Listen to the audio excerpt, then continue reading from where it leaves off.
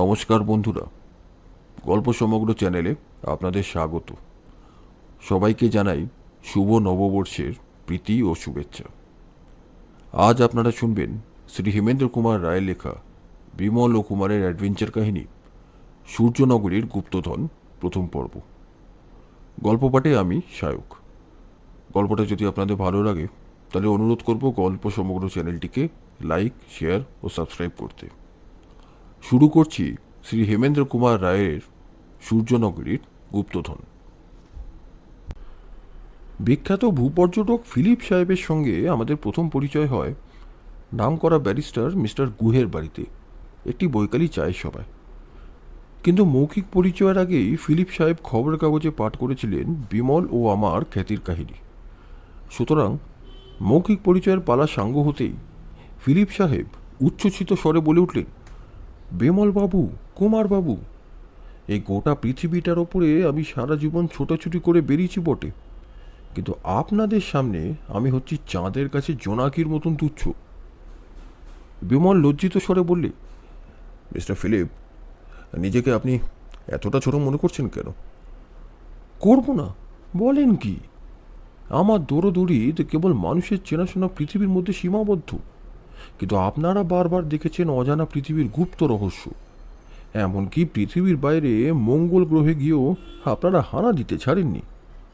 আপনাদের অগম্য স্থান বোধহয় ত্রিভুবনের কোথাও নেই। আমি বললুম, না মিস্টার ফিলিপ, এখনও পাতাল রাজ্যটা দেখবার সৌভাগ্য আমাদের হয়নি। বিমল বললে, কিন্তু দেখবার ইচ্ছা আমাদের 16 আনাই আছে। সেখানে বিনয়বাবু হাজির ছিলেন। তিনি বললেন, তোমার এইসব উদ্ভট ইচ্ছা আমি ভয় করি বিমল। মাঝে মাঝে আমার সন্দেহ হয় কোনোদিন তুমি হয়তো জমালয়ে বেড়াতে যাবার জন্য বায়না ধরে বসবে। বিমল জিভ কেটে বললে, সর্বনাশ, আমি অভিমন্যুর মতো বোকা নই বিনয়বাবু। যে দেশে ঢুকলে আর বেরোবার পথ খুঁজে পাওয়া যায় না, সে দেশে যাওয়ার নাম কোনোদিনই আমি মুখে আনব না।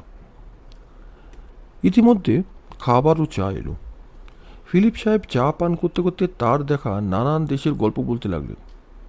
কখনো হিমালয়ের তুষার ঝটিকার কথা, কখনো অনন্ত তুষারের সদে সুমেরু ও কুমেরুর কথা, কখনো গভীর সাহারার অগ্নিময় বালুকা সাগরের কথা এবং কখনো বা আফ্রিকার অজ্ঞাত সূর্যকরহারা নিবিড় অরণ্যের কথা।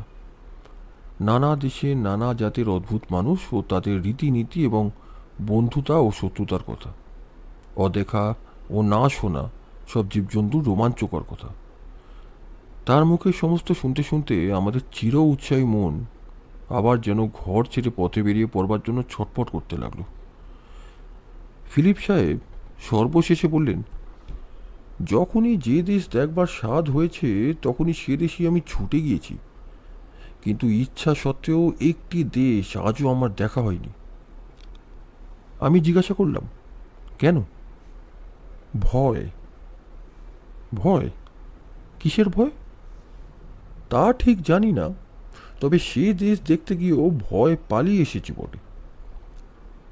বিমলের কৌতূহল অত্যন্ত জাগরিত হয়ে উঠল। সে বিস্মিত স্বরে বললে, কিসের ভয় তা জানেন না, তবু পালিয়ে এসেছেন? হ্যাঁ। আপনারা এল ডোরাডোর নাম কখনো শুনেছেন?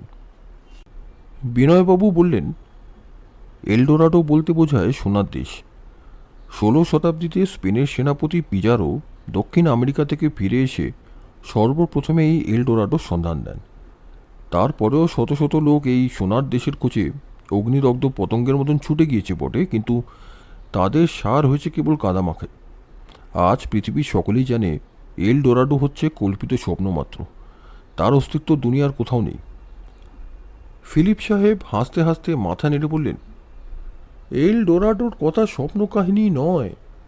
অবশ্য সে দেশটা যে সোনা দিয়ে তৈরি এমন অসম্ভব কথা আমি বলতে চাই না, কিন্তু দক্ষিণ আমেরিকার ইকুয়াডর রাজ্যে এমন এক গুপ্ত দেশের অস্তিত্ব আছে যার বিপুল ভাণ্ডারে মিলবে অফুরন্ত সোনাদানা আর অমূল্য ধনরত্ন।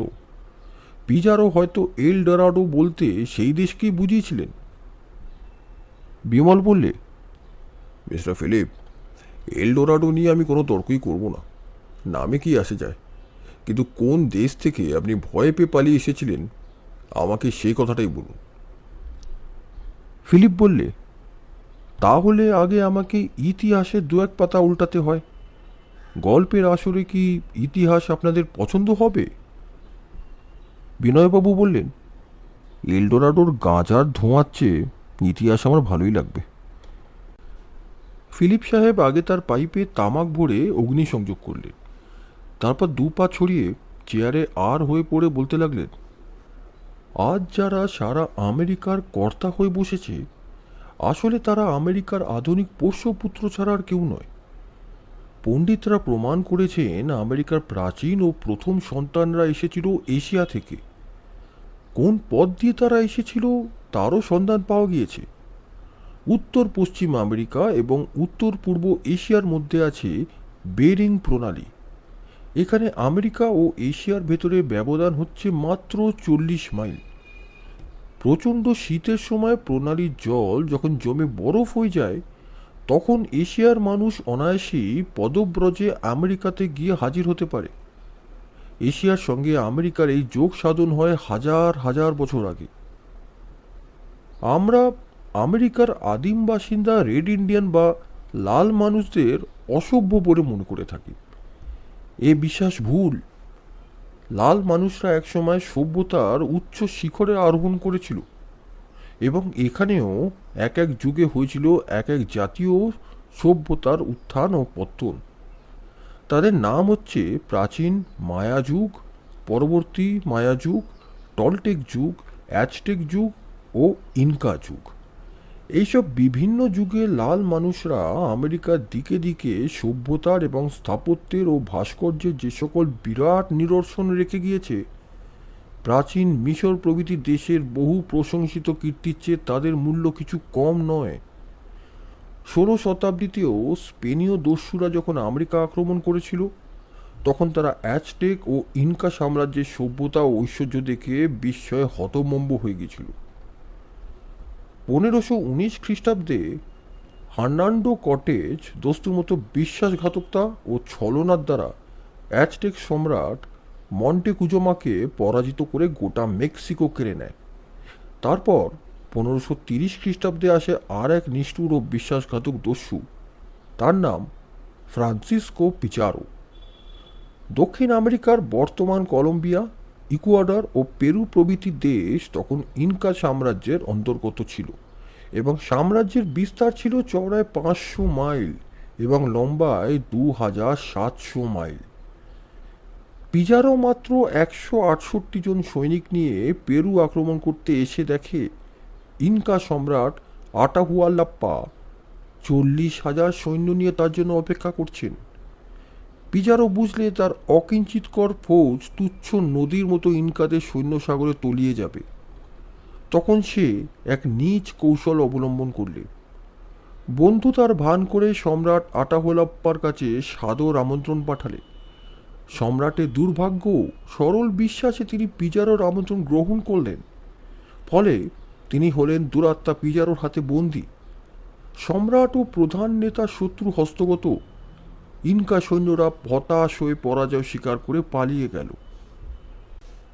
এইবারে আমাদের আসল কাহিনীর আরম্ভ। ইনকাদের রাজধানীর নাম কুজকো, অর্থাৎ সূর্য নগরী, the city of the sun. Pizarro যখন বন্দি সম্রাটকে নিয়ে সূর্য নগরী দখল করে বসল, তখন দেশের চারিদিকে উঠল হাহাকার। সাম্রাজ্যের নানা দিক থেকে দলে দলে লাল মানুষ তাল তাল সোনার বস্তা নিয়ে ছুটে আসতে লাগলো। ইনকাদের দেশ ছিল সোনার খনির জন্য বিখ্যাত। লাল মানুষেরা বুঝেছিল সেই সোনার লোভেই এসেছে স্পেনীয় দস্যুর দল। তাই তারা চেয়েছিল রাশি রাশি স্বর্ণের বিনিময়ে ইনকা সম্রাটকে উদ্ধার করতে। সোনার স্তূপ নিয়ে লাল মানুষেরা শত্রু শিবিরে আস্তে আস্তে হঠাৎ একদিন খবর পেলে পাপিষ্ট পিজারো তাদের সম্রাটকে হত্যা করেছে।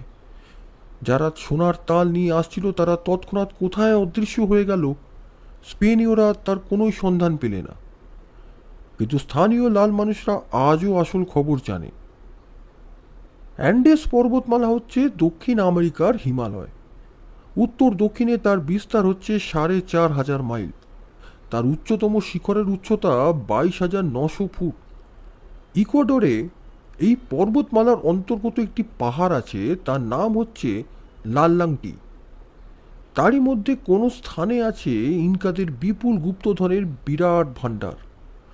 শোনা যায় পৃথিবীর আর কোথাও এক জায়গায় অত সোনার তাল নেই, কিন্তু সেখানে যাবার গুপ্তপথ জানে কেবল এক জাতের লাল মানুষ। আজ পর্যন্ত তারা শ্বেতাঙ্গদের বশ মানেনি বা পাশ্চাত্য সভ্যতার সংস্পর্শেও আসেনি।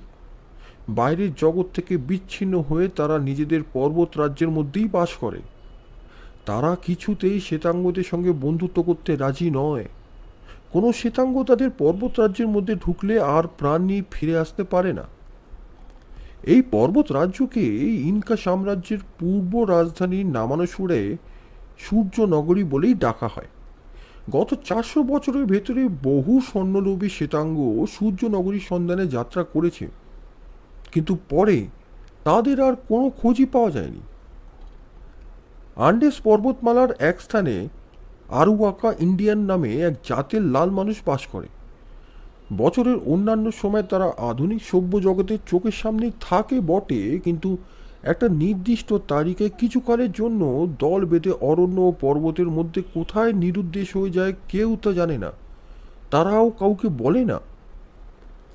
অনেক খোঁজখবর নিয়ে আমি শেষটা 2-4টে তথ্য সংগ্রহ করতে পেরেছি। আরুয়াকা লাল মানুষরা নাকি প্রতি বছরই নির্দিষ্ট সময়ে ওই গুপ্ত সূর্যনগরীতে গমন করে।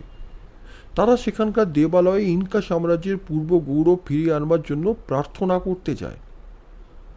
আমি একদিন স্থির করলুম গোপনে আরুয়াকোদের অনুসরণ করে সূর্যনগরীর রহস্যভেদ করব। পাছে তাদের সন্দেহ হয় সেই ভয়ে আমি আগে আমার অনুগত 4 জন লাল মানুষকে গুপ্তচর রূপে আরুয়াকাদের পথে পাঠিয়ে দিলাম, কিন্তু সেই যে তারা গেল আর তাদের দেখা পেলুম না। তারপর যথাসময়ে আরুয়াকারা আবার স্থানে ফিরে এলো, তবু গুপ্তচররা এলো না। আমার বিশ্বাস তাদের কেউ আর বেঁচে নেই। এই ঘটনার পর আমি সূর্যনগরীর রহস্য নিয়ে আর কোনো দিনই মাথা ঘামাইনি। বলুন, আমি কি অকারণেই ভয় পেয়েছি? বিনয়বাবু বললেন, নিশ্চয়ই নয়, নিশ্চয়ই নয় মিস্টার ফিলিপ। আপনার অবস্থায় পড়লে আমিও সেখান থেকে পালিয়ে আসতুম। বিমল বললে, আমি কিন্তু পালিয়ে আসতুম না। বিনয়বাবু বুড়ো কুচকে বললেন, তার মানে? বিমল বললে, আমি হলে সূর্যনগরী না দেখে ফিরে আসতুম না। ফিলিপ মুক্ত কণ্ঠে হেসে উঠে বললেন, তাহলে একটা নতুনত্ব হতো বটে। দক্ষিণ আমেরিকার বাঙালির অ্যাডভেঞ্চার, এ এক কল্পনাতীত ব্যাপার। বিমল বললে, না মিস্টার ফিলিপ, মোটেই কল্পনাতীত নয়। ইকুয়াডোরের পাশেই হচ্ছে ব্রাজিল রাজ্য। গেল শতাব্দীতেই একটা অসহায় গরিব বাঙালির ছেলে অ্যাডভেঞ্চারের লোভে ওই ব্রাজিলে গিয়েই কর্নেল সুরেশ বিশ্বাস নামে রীতিমতো অমর হয়ে আছেন। ফিলিপ বললেন, ঠিক ঠিক, আমারই ভুল হয়েছে। কিন্তু বিমলবাবু, আপনি যা বললেন সেটা কি আপনার মনের কথা? আমি যদি সূর্যনগরীর সন্ধানে যাত্রা করি, তাহলে আপনি কি আমার সঙ্গী হতে রাজি আছেন?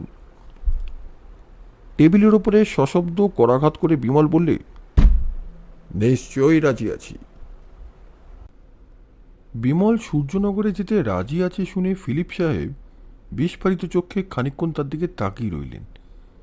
তারপর বাঁ হাতে মুখ থেকে পাইপটা খুলে নিয়ে উঠে দাঁড়িয়ে ডান হাত বাড়িয়ে দিয়ে আনন্দিত স্বরে বললেন, আমার হাতে হাত দিন বিমলবাবু। আপনার মতো সাহসী আর বুদ্ধিমান সঙ্গী পেলে আমি আবার নির্ভয় ইকুয়েডরে যাত্রা করব। আমি বললুম, মিস্টার ফিলিপ, আপনাদের দল থেকে আমি বাদ পড়ে যাব না তো? ফিলিপ সাহেব বললেন, বিলক্ষণ। আপনাদের খবর যে রাখে সেই তো জানে যে আপনারা দুজনে অভেদ আত্মা। মিস্টার গুহ বললেন, হ্যাঁ, আপনারা হচ্ছেন ছায়া আর কায়া। বিনয়বাবু উত্তেজিত স্বরে বললেন, কি সর্বনাশ! বিমল, বিমল, তুমি কি বলছো? আবার গুপ্তধন, আবার নিরুদ্দেশ যাত্রা? বিমল হেসে বললে, হ্যাঁ বিনয়বাবু, চুম্বক যেমন লোহাকে টানে, আমাদের সঙ্গে গুপ্তধনেরও বোধহয় তেমনি কোনো যোগ আছে। বিনয়বাবু ক্ষুদ্র স্বরে বললেন, ছি ছি, এত লোভ ভালো নয়। কেবল টাকার স্বপ্ন দেখবার জন্য পৃথিবীতে মানুষের সৃষ্টি নয়। বিমল বললে, আপনার মুখে কথা শুনে দুঃখিত হলাম বিনয়বাবু। এতদিনেও আপনি আমাদের চিনতে পারলেন না। গুপ্তধনের দোহাই দিয়ে আমরা ঘর ছেড়ে বেরিয়ে পড়তে চাইছি বটে, কিন্তু টাকার দুঃস্বপ্ন একবারও দেখিনি। আপনি কি জানেন না আমাদের রক্তে মেশানো আছে দুর্গম পথের নেশা, অজানা বিপদের টান আর অদেখা নতুনের আনন্দ। নরম ফুল বিছানায় শুয়ে তন্দ্রায় এলিয়ে আমরা দুর্লভ মানব জীবনের মূল্যবান দিনগুলিকে ব্যর্থ করে দিতে চাই না। আমরা গতিশীল করে তুলতে চাই এর প্রতি মুহূর্তটিকে। আমরা দেখতে চাই যা দেখিনি, আমরা শুনতে চাই যা শুনিনি, আমরা লাভ করতে চাই যে নতুনকে আজও পাইনি। নিত্য নতুন পথ, নিত্য নতুন দৃশ্য, নিত্য নতুন গতির ছন্দ। বিশ্বকে ভালো করে ভোগ করতে চাই বিনয়বাবু। টাকার লোভে আমরা কোনোদিনই পাগল হইনি। ফিলিপ সাহেব বললেন, বিনয়বাবু, আপনার মনের কথা আমি বুঝতে পেরেছি। ভারতবর্ষ আজ যে জীবনের যাত্রাপথে এতটা পিছিয়ে পড়েছে, এর কারণ এখানকার লোকেরা আজ অবলম্বন করতে চায় জড়ের ধর্ম। অথচ আমাদের দেশ ইউরোপের দিকে তাকিয়ে দেখুন, সেখান থেকে দলে দলে লোক বেরিয়ে পড়েছে পৃথিবীর চারিদিকে, জলে স্থলে শূন্যে। কেউ আকাশে উঠে বায়ুমণ্ডলের বাইরে যেতে চায়, কেউ অতল সমুদ্র গর্ভে নেমে পাতালের ইতিহাস জানতে চায়, আবার কেউ বা যেতে চায় তৃষ্ণার্ত সাহারার অশেষ মরুজগতে, জ্বলন্ত ভিসুভিয়াসের মৃত্যু ভীষণ উদরে, বিপদসংকুল সুমেরু কমেরু তুষার ঝটিকার মধ্যে। শান্তিময় গৃহের আনন্দ আর আত্মীয় বন্ধুর আদর যত্ন ছেড়ে কেন তারা জীবনকে এমনভাবে বিপন্ন করে নিশ্চিহ্ন মৃত্যুকে আলিঙ্গন করতে চায় হাসি মুখে? এইসব মৃত্যুঞ্জয়ী মানুষ কি তুচ্ছ টাকার লোভে ঘরের মায়া ত্যাগ করে? আমি বললুম, হ্যাঁ মিস্টার ফিলিপ, এই পথের নেশায় একদিন ভারতকে পৃথিবীর মধ্যে সর্বশ্রেষ্ঠ করে তুলেছিল। আপনাদের ইউরোপ যখন ভূমধ্য সাগরের তীরে নিদ্রিত হয়ে আছে, ভারতের ছেলে তখন রচনা করেছিল সপ্তসাগরের ইতিহাস। যারা প্রত্নতত্ত্ব নিয়ে নাড়াচাড়া করেন তাদের অনেকে বলেন আমেরিকার বুকেও পড়েছিল ভারতের পদচিহ্ন। ফিলিপ সাহেব বললেন, এ কথা আমি বিশ্বাস করি কুমারবাবু। কাম্বোডিয়ায় আর জাভায় আজও প্রাচীন ভারতের যেসব হাতের কাজ বর্তমান আছে, তাদের বিপুলতার সামনে বহু বিজ্ঞাপিত মিশরের কীর্তি ছোট হয়ে যায়। কিন্তু যারা কাম্বোডিয়ার ওঙ্কার ধামের আর জাভার বড় বুদ্ধের মন্দির গড়েছিল, তাদের বংশধররা আজ পূর্বপুরুষদের চিনতে পারে না। এটাই হচ্ছে আধুনিক ভারতের সবচেয়ে বড় দুর্ভাগ্য। বিনয়বাবু হাসতে হাসতে বললেন, মিস্টার ফিলিপ, আমার মুখের একটা ছোট্ট কথাকে মস্ত বড় করে তুলে আপনারা যে প্রসঙ্গের অবতারণা করলেন, আমিও তাতে যোগ দিতে রাজি আছি। কিন্তু ব্যাপারটাকে এত বড় করে দেখবার দরকার আছে কি? হচ্ছিল ইনকাদের সূর্যনগরীর গুপ্তধনের কথা। আমার মত হচ্ছে আরুয়াকু লাল মানুষরা তাদের পূর্বপুরুষদের গুপ্তধন কোথায় লুকিয়ে রেখেছে তা নিয়ে আমাদের ব্যস্ত হবার দরকার নেই। ফিলিপ সাহেব বললেন, ওদের গুপ্তধনের জন্য আমি একটুও ব্যস্ত নই। গুপ্তধনের লোভে আমি পৃথিবী পর্যটনের ব্রত গ্রহণ করিনি। তবে আপনি সূর্যনগরীতে যেতে চান কেন? সূর্যনগরীর রহস্য জানবার জন্য। ভেবে দেখুন বিনয়বাবু, নবীন আমেরিকার আধুনিক সভ্যতার মধ্যে আমরা যে লাল মানুষদের পাই, তাদের আসল মুখ থাকে মুখোশের তলায় ঢাকা। আজও তারা মনে মনে শ্বেতাঙ্গদের শত্রু বলে ঘৃণা করে, আমাদের কাছে নিজেদের কোনো গুপ্ত তথ্যই প্রকাশ করে না। স্পেনীয় ডাকাতরা আমেরিকায় গিয়েছিল অর্থলোভে, তাই তারা অ্যাজটেক আর ইনকা সাম্রাজ্যকে ধ্বংস করেছিল। এমনকি স্পেনীয় পুরোহিতরা লাল মানুষদের পুরাতন পুঁথিপত্রগুলো পর্যন্ত পুড়িয়ে ফেলতে ছাড়েনি। নিদারুণ হিংসা আর মূর্খতার ফলে একটা প্রাচীন সভ্য জাতির অধিকাংশ ইতিহাস লুপ্ত হয়ে গিয়েছে। লুপ্ত হয়েছে বটে, কিন্তু কেবল শ্বেতাঙ্গদের কাছ থেকেই। তাদের নিজেদের কাছে প্রাচীন ইনকা সভ্যতা এখনও অবিকৃত রূপেই বিরাজ করছে। অ্যান্ডেস পর্বতমালার কোন অজানা অন্তরালে আছে এই যে অদ্ভুত সূর্য নগরী। এখানে কেবল ইনকাদের গুপ্তধনী পুঞ্জীভূত করা নেই, তাদের প্রাচীন সভ্যতার সমস্ত রীতি নীতি আর বিচিত্র আদর্শ নিশ্চয়ই এখানে আগেকার মতোই জাগিয়ে রাখা হয়েছে। আমরা যাব সেই সব তথ্যই পুনরুদ্ধার করতে। বিনয়বাবু বললেন, বেশ, তাহলে আমার আর কোনো আপত্তি নেই। কিন্তু আমি বুঝতে পারছি সূর্যনগরীতে যাত্রা করলে আপনাদের পদে পদে বিপদগ্রস্ত হতে হবে। ফিলিপ বললেন, ও বিষয়ে কোনো সন্দেহ নেই। সূর্যনগরীর পথে যে পদার্পণ করেছে সে আর ফেরেনি। ভাগ্য যে আমাদের প্রতি বেশি প্রসন্ন হবে এমন ভরসাও দিতে পারি না। খুব সম্ভব আমরাও হয়তো ফিরব না। বিনয়বাবু হতাশভাবে বললেন, তাহলে সূর্যনগরীর গুপ্তকথা জেনে আমাদের কি লাভ? লাভ? লাভ আবার কি? ক্যাপ্টেন স্কট প্রাণ দিয়েছিলেন মেরু প্রান্তের তুষার স্তূপের মধ্যে, তাতে তার কোনোই লাভ হয়নি। হিমালয়ের উচ্চতম শিখরের উপরে উঠতে গিয়েও অনেকে আত্মদান করেছে। মরবার সময় তারাও বোধহয় লাভ ক্ষতির কোনো কথাই ভেবে দেখেনি। বিমল বললে, কিন্তু সেই সব বীর প্রমাণিত করে গেছেন ইচ্ছা করলেই মানুষ মৃত্যুকে জয় করতে পারে। মিস্টার ফিলিপ, দক্ষিণ আমেরিকার দিকে কবে আপনি যাত্রা করতে পারবেন? ফিলিপ বললেন, আমি আমি হচ্ছি পরিব্রাজক, ভ্রমণ করাই আমার ধর্ম। যখনই যাত্রার ঘণ্টা বাজবে তখনই আমি প্রস্তুত। বিমল বললে, ভ্রমণ করা আমার ধর্ম নয় বটে, কিন্তু সুদূর অজানার আহ্বান সর্বদাই আমার কানে বাজে।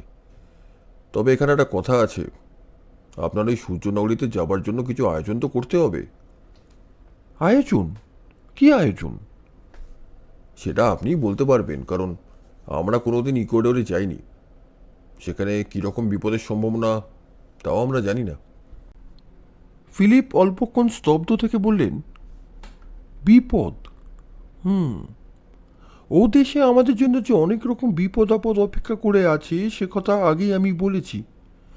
দুর্গম গহন অরণ্য, তার মধ্যে আছে হিংস্র জন্তু, নির্জন মরুর চেয়েও শুষ্ক বিশাল পর্বতরাজ্য, তারই আনাচে কানাচে লুকিয়ে থাকবে শত শত লাল মানুষের সতর্ক চক্ষু। সেসব নিষ্ঠুর চোখ যখনই আমাদের আবিষ্কার করবে তখনই ছুটে আসবে উত্তপ্ত বুলেটের ঝটিকা।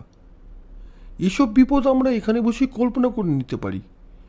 এর উপরেও আছে অজ্ঞাত সব বিপদ, তাদের কথা আমি জানি না, সুতরাং বলতেও পারবো না।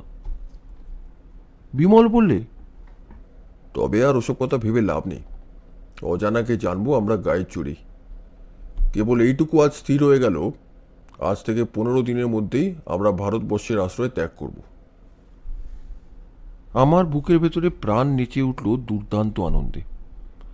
নীল সাগরের সুদূর পাড়ে আছে দক্ষিণ আমেরিকার বিরাট হিমালয়, এবং তারই কোলে লুকিয়ে আছে সূর্যনগরীর গুপ্ত রহস্য। সেখানে বনে বনে রাজত্ব করে জাগুয়ার, অজগর আর র্যাটেল সাপ। ঘোড়া ছুটিয়ে পাহারা দেয় মাথায় পালক পরা বন্য লাল মানুষের দল। পূজা করে তারা অদ্ভুত সব দেবতাকে, নরবলি দেয়, হয়তো এখনও মানুষের মাংস খায়। বিপদে সেই বেড়াজালের মধ্যে আছে না জানি কত বৈচিত্র্যের রোমাঞ্চ, কত ঘটনার পর ঘটনার মহোৎসব। আরও কিছুক্ষণ কথাবার্তা কয়ে ফিলিপ সেদিনের মতন বিদায় গ্রহণ করলেন। বিমল বললে, বিনয়বাবু, আপনিও আমাদের সঙ্গে যাচ্ছেন তো? বিনয়বাবু মাথা নেড়ে বললেন, না। ঠিক সেই সময় বাড়ির ভেতর থেকে বেরিয়ে এলো বিনয়বাবুর মেয়ে মৃণু।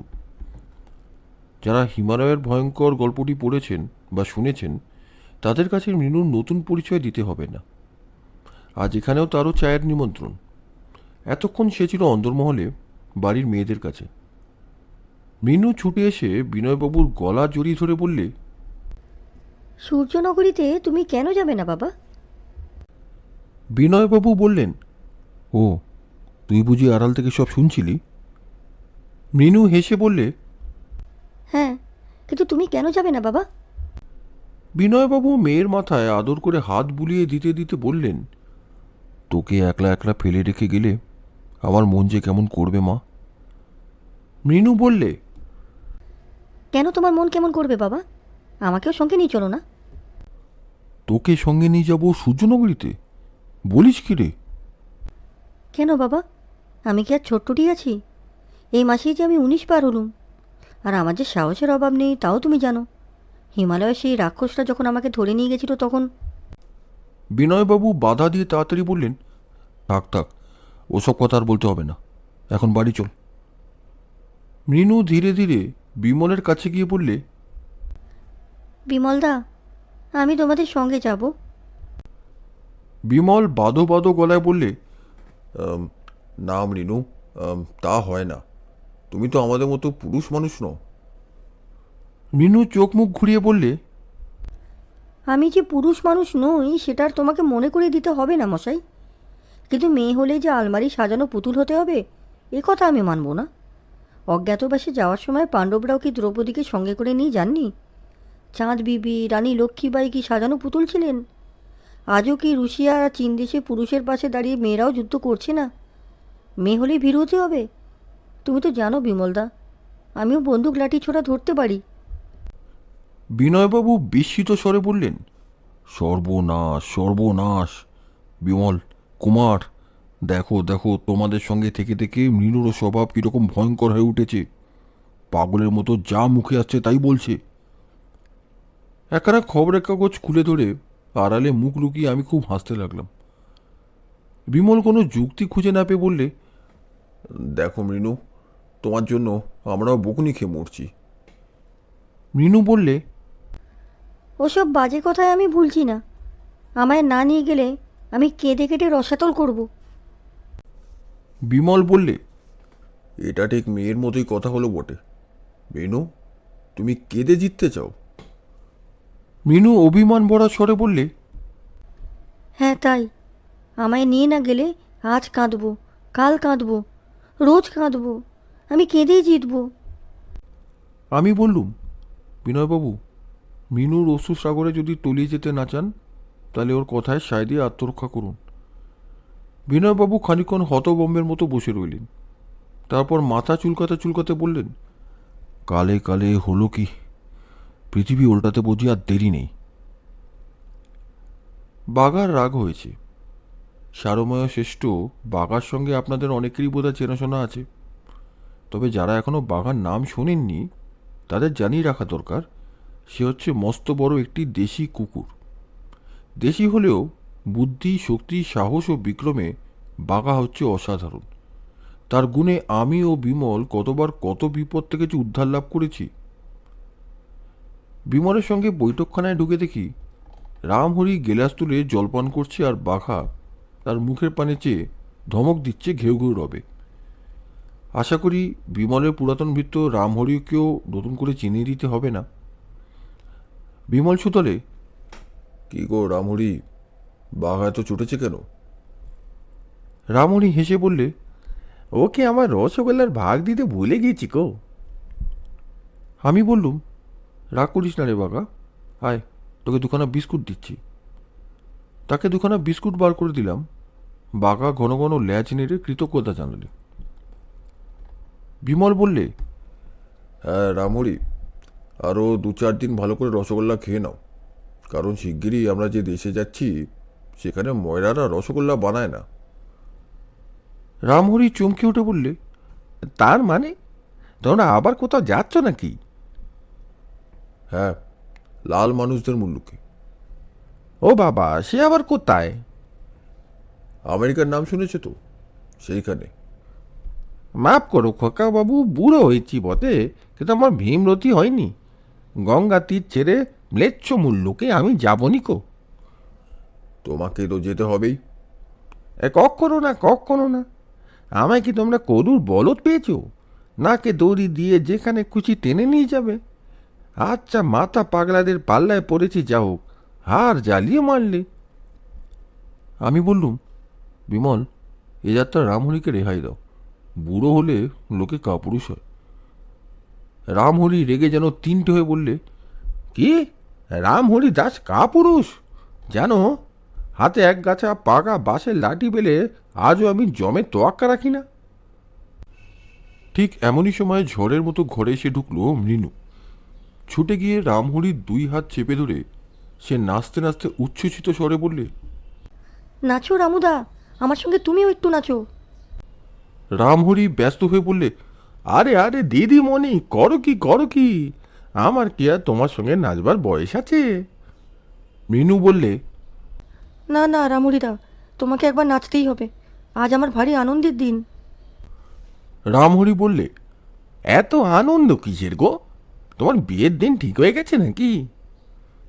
রামহরির হাত ছেড়ে দিয়ে মৃণু বললে, ধ্যাত, বিয়ে? এত তাড়াতাড়ি বিয়ে করে পরাধীন হবার মেয়ে আমি নই। আমি বললুম, ব্যাপার কি মৃণু? বিনয়বাবু তোমার কথায় রাজি হয়েছেন বুঝি?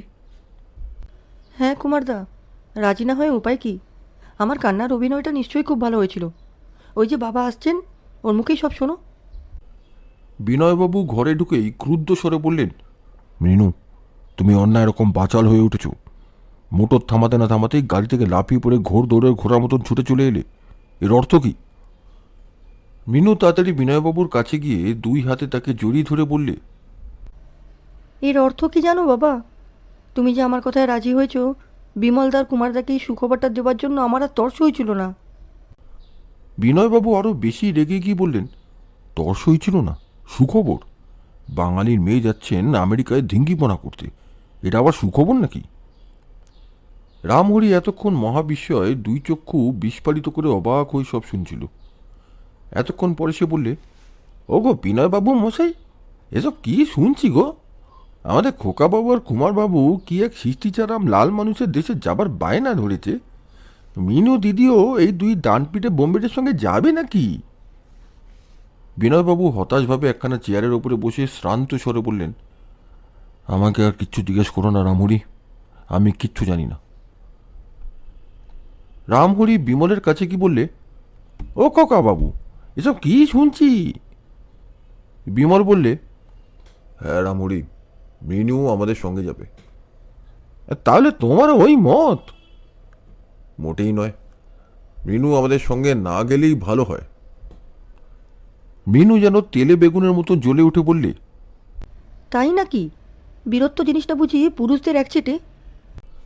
বিমল হেসে বললে, আমি তোমার মতো কাঁদুনে বীরবালার সঙ্গে তর্ক করতে ভয় পাই। তবে তর্ক না করেও এ কথা বলতে পারি যে তুমি সঙ্গে গেলে আমাদের তোমাকে নিয়েই বিব্রত হয়ে থাকতে হবে। আমরা ইডেন গার্ডেনে বেড়াতে যাচ্ছি না মৃণু। মিনু কোনো রকমে রাগ সামলে বললে, ইডেন গার্ডেনে বেড়াবার ইচ্ছে আমার একটুও নেই মশাই। ইকোডারে পৌঁছে আমিও তোমাদের কাছ থেকে চকলেট কি আইসক্রিম খেতে চাইবো না। নিজের ভার আমি নিজেই বইতে পারবো, তোমরা দয়া করে নিশ্চিন্ত হও। মৃণু সঙ্গে থাকলে আমাদের যে নিশ্চিন্ত হওয়া অসম্ভব, এ কথাটা কিছুতেই তাকে বোঝানো গেল না। বনে জঙ্গলে পাহাড়ে রক্তরবী শত্রু ও হিংস্র জন্তুদের মধ্যে আমাদের সর্বদাই বাস করতে হবে। পদে পদে জুঝতে হবে সাক্ষাৎ মৃত্যু ও নানা অভাবিত বিপদের সঙ্গে। এসব ক্ষেত্রে বাঙালির মেয়ের উপস্থিতি কল্পনা করাও সহজ নয়। কিন্তু মৃণু এ যাত্রা কিছুতেই আমাদের সঙ্গ ছাড়লে না। মৃণু যাচ্ছে বলে বিনয়বাবুকে যেতে হলো। তিনি বলে কয়ে নারাজ রামহরিকেও রাজি করালেন। এক সন্তান বলে বিনয়বাবু তার মেয়েটিকে সব দিক দিয়ে যেমন শিক্ষিত করে তুলেছিলেন, তেমনি তাকে স্বাধীনতাও দিয়েছিলেন যথেষ্ট। কলেজে পড়া বাঙালির মেয়ে বললে মনের মধ্যে যে দুর্বলতার প্রতিমূর্তি ভেসে ওঠে, মৃণু তেমন মেয়ে নয়। ঠিক দিন 15 পরেই আমাদের যাত্রা শুরু হলো। বিরাট ও অনন্ত এক জলের সাম্রাজ্য। মানুষ তার কোনো অংশের নাম দিয়েছে ভারত সাগর, কোনো অংশে চীন সাগর এবং কোনো অংশের বা প্রশান্ত সাগর। নাম আলাদা আলাদা বটে, কিন্তু চেহারা একই। আকাশে স্থির নীলিমার তলায় কেবল অস্থির নীলিমার গতির উচ্ছ্বাস। দিকচক্রবাল পর্যন্ত চিরকাল চলেছে স্থিরতার সঙ্গে এই অস্থিরতার অপূর্ব আলাপ। সূর্য উঠে দিনের বেলা এখানেও জলে আগুন জ্বালে। রাত্রে চাঁদ উঠে ঢেউয়ে দুলিয়ে দেয় হীরামানিকের মালা। আমরা সমুদ্র যাত্রা করেছি অনেকবার, কিন্তু মৃণুর পক্ষে এ হচ্ছে একেবারে নতুন অদেখা জগৎ। দিনরাত সে কেবল ডেকের ওপরেই থাকতে চায়। কান পেতে জলের গান শোনে। অবাক বিস্ময়ে তার চোখ ছোটে সামুদ্রিক পাখিদের পেছনে পেছনে। মাঝে মাঝে জাগে সবুজ স্বপ্নের মতো ছোট ছোট দ্বীপ, আর মৃণু শিশুর মতন আনন্দে করতালি দিয়ে ওঠে। পথে আর কোনো উল্লেখযোগ্য ঘটনা ঘটল না। যথাসময়ে গিয়ে নামলাম দক্ষিণ আমেরিকার মাটিতে। এইবারে দেখা যাক ভাগ্যদেবী আমাদের সামনে তোলেন কোন দৃশ্যের যবনিকা। কলম্বিয়ার রাজধানী বোগাটো শহর। Tram, taxi, electric, theatre, bioscope, এখানে আধুনিক সভ্যতার কোনো উপকরণেরই অভাব নেই। এখানকার বাসিন্দাও দেখলাম অনেক রকম। খাঁটি লাল মানুষই বেশি, সেই সঙ্গে আছে নিগ্রো এবং অন্যান্য মিশ্র জাতি। শেষোক্তদের মধ্যে এক জাতের নাম মেস্টিজো। তাদের দেহে আছে স্প্যানিয়ার্ড ও লাল মানুষদের রক্ত। আর এক জাতের লোকের নাম চোলস।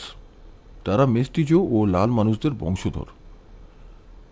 বোগাটো থেকে আমরা চললুম ইকুয়েডরের রাজধানী কুইটো নগরে। পথিমধ্যে দেখা হলো আরাওয়াকা লাল মানুষদের সঙ্গে। তাদের কুটিরগুলি গোল গোল। এক একটি পরিবার এক এক জোড়া কুটিরে বাস করে। কারণ হচ্ছে অদ্ভুত। এদেশে রীতি অনুসারে স্বামী ও স্ত্রীকে ভিন্ন ভিন্ন ঘরে থাকতে হয় এবং স্বামীর ঘরে স্ত্রী বা স্ত্রীর ঘরে স্বামী প্রবেশ করতে পারে না। আমরা যখন আরোয়াকদের দেশে গিয়ে হাজির হলাম তখন তাদের পল্লীগুলি ছিল প্রায় জনশূন্য। যাদের দেখলাম তাদের অধিকাংশই হয় বুড়ো, নয় শিশু, নয় পঙ্গু বা রুগ্ন। একজন জোয়ান বা সক্ষম লোকের সঙ্গে দেখা হলো না। ফিলিপ বললে, বৎসরের এই সময় আরোয়াকারা উপাসনা করতে যায় সূর্য নগরীতে। দেশে পড়ে থাকে কেবল অক্ষমরা। আমরা আবার যাত্রা শুরু করলাম। যাত্রাপথে প্রথম থেকেই চোখের সামনে জেগে আছে অ্যান্ডেস মহাপর্বতের ক্রমোন্নত শিখরমালা। এই ৪,৫০০ মাইল ব্যাপী পর্বত প্রথম যেখান থেকে মাথা তুলেছে সেখানে তার উচ্চতা খুব বেশি বা অসাধারণ নয়, কিন্তু ক্রমে ক্রমে তার দীর্ঘতা বেড়ে উঠে অবশেষে হারিয়ে গিয়েছে অনন্ত আকাশের মেঘ রাজ্যের ভেতরে। পাহাড়ের পর পাহাড়, যেন তাদের আর শেষ নেই। এ যেন এক বিশাল সোপান শ্রেণী এবং প্রত্যেক পাহাড় হচ্ছে সোপানের এক একটি ধাপ। এমনই ধাপে ধাপে সে উঠে গিয়েছে প্রায় ২৩,০০০ ফুট ওপরে। ভারতবর্ষের হিমালয় পর্বত অ্যান্ডেসের চেয়ে উঁচু ১৯,০০২ ফুট, কিন্তু লম্বায় সে অনেক ছোট, প্রায় ১,৫০০ মাইল। চড়াতেও অ্যান্ডেস বড় সামান্য নয়, স্থানে স্থানে প্রায় ৫০০ মাইল। এক বিরাট পর্বত সাম্রাজ্যের মধ্যে নানা জায়গায় নানা রকম জলবায়ু আবহাওয়া, কোথাও শীত, কোথাও গ্রীষ্ম, কোথাও বর্ষা, এবং এখানকার দৃশ্য বৈচিত্র্যর যেন অন্ত নেই। অ্যান্ডেস কোনো কোনো স্থান মরুভূমির মতন নিষ্পাদ, আবার কোনো কোনো স্থান অপূর্ব শ্যামলতায় সুন্দর। এর কোথাও আছে উত্তপ্ত আগ্নেয়গিরি, আবার কোথাও দেখা যায় চিরতুষারের দিগন্তব্যাপী শুভ্রতা। ৯,৩০০-৫০০ ফুট ওপরে উঠে আমাদের গম্যস্থান ইকুয়েডরে এসে উপস্থিত হলাম। এর রাজধানীর নাম কুইটো। এখানকার ঠান্ডা আবহাওয়া ভারী ভালো লাগলো। শুনলাম সারা বছরের কোনো সময় এখানে গ্রীষ্মের উৎপাত নেই। চারিদিকে পর্বতমালার আশীর্বাদ নিয়ে শহরটি প্রাচীন যুগ থেকে আজ পর্যন্ত পৃথিবীর খাতায় নিজের নাম লিখে রেখেছে। স্প্যানিয়ার্ডরা প্রথম যখন লাল মানুষদের কাছ থেকে শহরটি কেড়ে নেয় তখনও কুইটো প্রাচীন বলে গণ্য ছিল। কুইটোর মাথার উপরে দাঁড়িয়ে আছে একটি ১৫,৯১০ ফুট উঁচু আগ্নেয় পর্বত। স্থানীয় লোকেরা তাকে পিচিনচা বা ফুটন্ত গিরি বলে ডাকে। ১৫৭৫ খ্রিস্টাব্দে সে হঠাৎ অগ্নি উদ্গার করে গরম নুড়ি ও ছাই ঢেলে গোটা কুইটো শহরকে কবর দেওয়ার চেষ্টা করেছিল, কিন্তু সেদিন থেকে আজ পর্যন্ত সে আর আগুন নিয়ে এমন সাংঘাতিক খেলা করেনি। ইকুয়েডর রাজ্য শাসিত হয় প্রজাতন্ত্রের দ্বারা। এখানকার পাহাড়ের ওপর যারা বাস করে তাদের অধিকাংশই হচ্ছে খাঁটি বা ঈষৎ মিশ্রিত জাতের লাল মানুষ। এখানকার পুরুষরা পঞ্চস বা উজ্জ্বল রঙের ব্যাপার এবং স্ত্রীলোকেরা পুরু শাল গায়ে দিয়ে বেড়ায়। তারা যেমন ভদ্র তেমনি শান্ত। তাদের পেশা হচ্ছে চাষবাস বা দড়ি তৈরি করা বা পশমি কাপড় বোনা। পৃথিবীর সব দেশেই যে পানামা টুপি বিখ্যাত তা ইকুয়েডরই প্রস্তুত হয়। পাহাড়ের ওপর থেকে কুইটো শহরকে দেখায় ঠিক ছবির মতো। উজ্জ্বল সূর্যের স্বর্ণকিরণে শহরের লাল ছাদওয়ালা সাদা রঙের বাড়িগুলি ঝকমক করতে থাকে। শহরের রাজপথ থেকেই চারিধারে ২০টি ছোট বড় আগ্নেয় পাহাড়কে দেখা যায়। কুইটো থেকে বেরিয়েই ফিলিপ সাহেব আমাদের সঙ্গে যাবার জন্যে কয়েকজন এদেশি মালবাহী কুলি সংগ্রহ করলেন। কুলিরা কয়েকটি ঘোড়া ও লামার পিঠে মোটঘাট তুলে নিয়ে আমাদের পেছনে পেছনে আসতে লাগলো। লামা বলতে হয়তো আপনারা বুঝবেন তিব্বতী সন্ন্যাসী, কিন্তু এ লামা তা নয়। এ হচ্ছে উটের ছোটোখাটো সংস্করণ, যদিও এদের পিঠে কুচ থাকে না। লামা হচ্ছে দক্ষিণ আমেরিকারই জন্তু। পাহাড়ের দুর্গম পথে অনায়াসেই তারা ভারী ভারী মাল নিয়ে আনাগোনা করতে পারে। তারপর আমরা অগ্রসর হলাম লাল লাংটি পাহাড়ের দিকে, যার গর্ভে লুকোনো আছে সূর্যনগরী ও তার গুপ্তধনের রহস্য। জানি না আমরা তাকে আবিষ্কার করতে পারবো কিনা এবং প্রাণ নিয়ে এই পথ দিয়ে আবার ফিরতে পারবো কিনা, কিন্তু চিরদিনই আমরা নিরুদ্দেশের যাত্রী। রহস্য সাগরে সাঁতার কাটাই আমাদের জীবনের সবচেয়ে বড় আনন্দ। তাই আগ্রহ ব্যাকুল হৃদয়ে আমরা পদে পদে উঠতে লাগলাম উপরে, উপরে, আরও উপরে, যেখানে মাথার ওপর দিয়ে উড়ে যেতে লাগলো কান্ডার জাতীয় বৃহৎ গৃহধরা দলে দলে, যেখানে সুদূর থেকে তুষার মুকুট পরা শৈলশিখরদের মৌন আহ্বান ভেসে আসতে লাগলো, আয় আয় আয় রে পথপাগলের দল। আমরা এখন লাঙ্গারাটি পাহাড়ের সম্মুখে। এতটা পথ এগিয়ে এসেও আমরা বিপদের ইঙ্গিত পর্যন্ত দেখতে পাইনি। পথে বহু লাল মানুষের সঙ্গে সাক্ষাৎ হয়েছে এবং আমাদের আর বিশেষ করে মৃণুকে দেখে তাদের চোখগুলো রীতিমতো বিস্ময়চকিত হয়ে উঠেছে বটে, কিন্তু বিস্ময়ের চমক ছাড়া সেসব দৃষ্টিতে আর কোনো ভীতিকর ভাব লক্ষ্য করিনি। তারা তো বিস্মিত হবেই। বাঙালি স্ত্রী পুরুষ তাদের চোখে পড়ল বোধহয় এই প্রথম। কিন্তু আজ একটি গ্রামের ভেতর দিয়ে আস্তে আস্তে একটা ঘটনা ঘটেছে। ঘটনাটি যদিও চমকপ্রদ নয়, তবু ফিলিপ সাহেব যেন কিছু ব্যস্ত হয়ে উঠেছেন। গায়ের পথে গাছের ছায়া বসে কয়েকজন লাল মানুষ জটলা করছিল। আমরা তাদের কাছ দিয়ে কথা কইতে কইতে অগ্রসর হচ্ছি। হঠাৎ লাল মানুষদের একজন লাফ মেরে দাঁড়িয়ে পড়ল। সে দাঁড়িয়ে উঠতেই কবির ভাষা মনে পড়ল। পর্বতের চূড়া যেন সহসা প্রকাশ। সত্য, কি বিশাল মূর্তি তার! লম্বায় সে অন্তত 7 ফুটের কম নয়, কিন্তু তবু তাকে বিশেষ ঢ্যাঙা বলে মনে হচ্ছিল না, কারণ চওড়ায় তার দেহ এমন আশ্চর্য রকম বৃহৎ যে তুলনায় লোকটার অস্বাভাবিক দীর্ঘতাও সহজে দৃষ্টি আকর্ষণ করে না। আবার সেই অসাধারণ লম্বা ও চড়া দেহের অনুপাতে তার মুখখানা হচ্ছে অসম্ভব রকম বড়। তার চোখ দুটো কুতকুতে হলেও অত্যন্ত তীক্ষ্ণ তাদের দৃষ্টি, যেন বিষধর সর্পের মতন। মস্ত নাকটা শিকারী পাখির মতন বাঁকানো। ওপরের ঠোঁটের মাঝখানটা কাটা, ফাঁক দিয়ে বেরিয়ে আছে বড় বড় দুটো হিংস্র ও হলদে দাঁত। মাথায় পালকের টুপি, দেহে রঙিন ঝলমলে পোশাক, পেশি স্ফীত, বলিষ্ঠ, দীর্ঘ ডান হাতে একটা বর্ষা। লোকটা মাটির ওপরে সশব্দে পা ফেলে আমাদের কাছে এগিয়ে এলো। তাকে দেখেই বাঘার কণ্ঠে ফুটল গর্জন রব। ফিলিপ সবিষয়ে বলে উঠলেন, কালো বাজ! সে বিষম হেরে গলায় হো হো করে হেসে পরিষ্কার ইংরেজিতে বললে, হা হা, আমি কালো বাজি বটে। মিস্টার ফিলিপ, তুমি এখনো আমাকে ভোলনি দেখছি। ফিলিপ মৃদু হেসে বললেন, তোমার ওই পরম শুদ্ধ চেহারা একবার দেখলে কি জীবনে ভোলা যায়? কালোবাজ তার বর্ষা দণ্ডটা মাটির উপরে ঠকঠক করে ঠুকতে ঠুকতে বললে, আমার চেহারা পরম সুন্দর কিনা জানি না, তবে যথার্থ পুরুষ মানুষেরই মতো বটে। আমি তোমাদের মতো আদুরের ননির পুতুল নই। ফিলিপ বললেন, তোমাকে ননির পুতুল বলে আমি অভিধানের অপমান করব না, কিন্তু কালো বাজ, তুমি এখানে বসে বসে কি করছো বলো দেখি? তোমার কথা জবাব দেওয়ার আগে আমি জানতে চাই, তুমি আবার এদেশে কেন? বেড়াতে এসেছি। বেড়াতে? এই পাহাড় আর জঙ্গল কি বেড়াবার জায়গা? এই দেখবার জন্য তোমরা এসেছো 7 সমুদ্র 13 নদী পার হয়ে? একবার এদেশ দেখেও তোমার দেখবার স্বাদ মেটেনি? না। বেশ, তবে বেরিয়ে বেড়াও। বলেই সে ফিরে হন হন করে আবার গাছতলায় গিয়ে দাঁড়ালো। আমরাও আবার অগ্রসর হলাম। বিমল সুদলে, লোকটাকে মিস্টার ফিলিপ?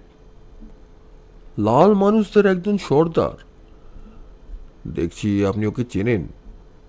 হ্যাঁ, গেল বারে এদেশে এসে ওর সঙ্গে আমার সামান্য পরিচয় হয়েছিল, কিন্তু ওকে আমি ভয় করি। কেন? আমরা এখন যেখানে এসেছি এইটি হচ্ছে সূর্যনগরে যাবার প্রধান পথ। গেল বারে ওকে এখানে দেখেছিলাম।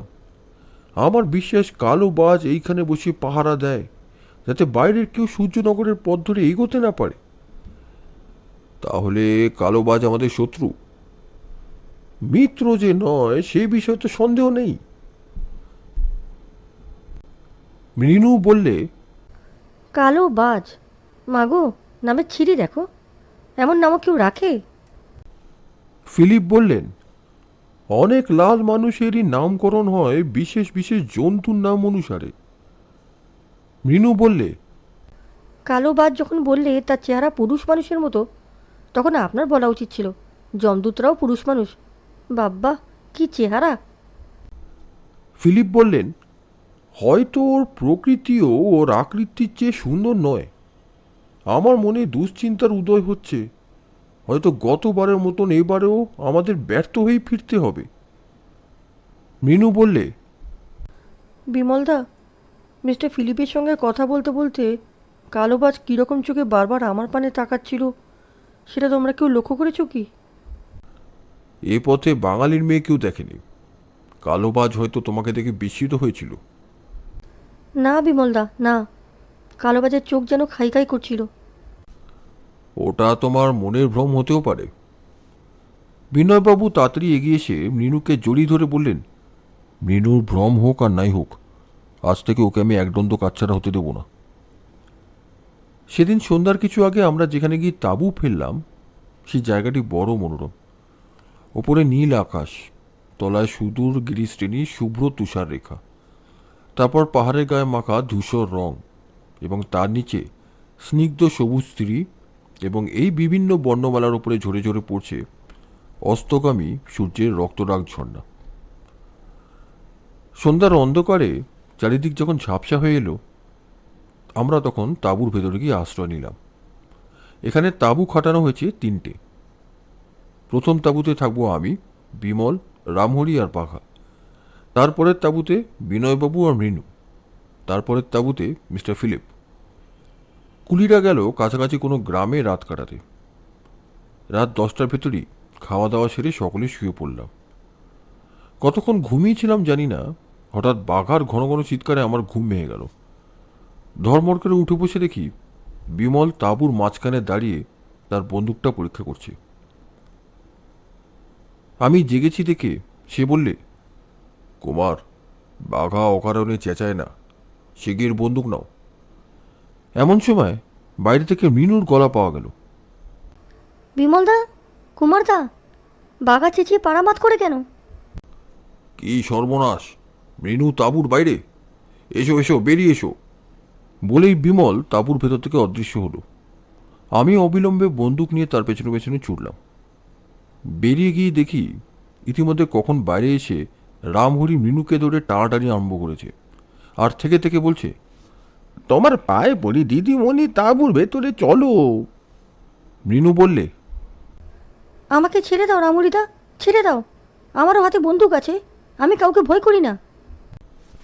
বিমল কঠিন কণ্ঠে বললে, মৃণু, এখনই তাঁবুর ভেতরে যাও। তাঁবুর মধ্য থেকে বিনয়বাবুর ডাক শোনা গেল, মৃণু, মৃণু! যাও মৃণু, তোমার বাবাকে আর ভয় দেখিও না। মৃণু অত্যন্ত অনিচ্ছার সঙ্গে সেখান থেকে চলে গেল। এমন সময় কোটের বোতাম মারতে মারতে ফিলিপ সাহেব এসে বললেন, ব্যাপার কি মশাই, এত গোলমাল কিসের? বলতে বলতে হঠাৎ আর্তনাদ করে তিনি একলাপে পিছিয়ে গেলেন। আমি বললুম, কি হলো মিস্টার ফিলিপ, হলো কি? আমার বুকের ওপরে কি একটা এসে লেগেছে। পর মুহূর্তে বিমলের টর্চের আলো গিয়ে পড়ল ফিলিপ সাহেবের বুকের ওপরে। তার জামার বুক পকেটে সংলগ্ন হয়ে আছে একটা উজ্জ্বল ইস্পাতের শলাকা। শলাকাটা জামা থেকে বিচ্ছিন্ন করে দেখতে দেখতে ফিলিপ সাহেব বললেন, এই যে দেখছি ব্লো পাইপের তীর। ভাগ্যে আমার বুক পকেটে আছে একটা গান মেটালের সিগারেট কেস, তাই এই যাত্রা বেঁচে গেলাম। সিগারেট কেস আমার বর্মের কাজ করেছে, ধন্য ভগবান। বিমল বিস্মিত স্বরে বললে, ব্লো পাইপ? আমি তো জানতাম ও অস্ত্র ব্যবহার করে বর্ণীয় লোকেরা। না, দক্ষিণ আমেরিকাতেও ব্লো পাইপের ব্যবহার আছে। এই শলাকা বিষাক্ত, আহত হলে আর রক্ষা নেই। নিশ্চয়ই এখানে শত্রুর আবির্ভাব হয়েছে, সে আবার অস্ত্র ছুঁড়তে পারে। আসুন ওই বড় পাথরখানা আড়ালে গিয়ে আশ্রয় নিই। পাথরের আড়ালে গা ঢাকা দিয়ে চারিদিকে দৃষ্টিপাত করলাম। চাঁদ তখন পশ্চিম আকাশে। তার আলোর উজ্জ্বলতা কমে এলেও চারিদিক দেখা যাচ্ছিল অস্পষ্টভাবে। পেছনে চাঁদ নিয়ে ডান দিকের পাহাড় ও অরণ্য স্থির হয়ে দাঁড়িয়ে আছে, যেন কালিমাখা চিত্র। সেদিকে জনপ্রাণী সারা নেই। বাঁদিকের অরণ্য চাঁদের আলোয় করছে ঝিলমিল ঝিলমিল, সেদিকেও কেউ নেই। কিন্তু বেশিক্ষণ অপেক্ষা করতে হলো না।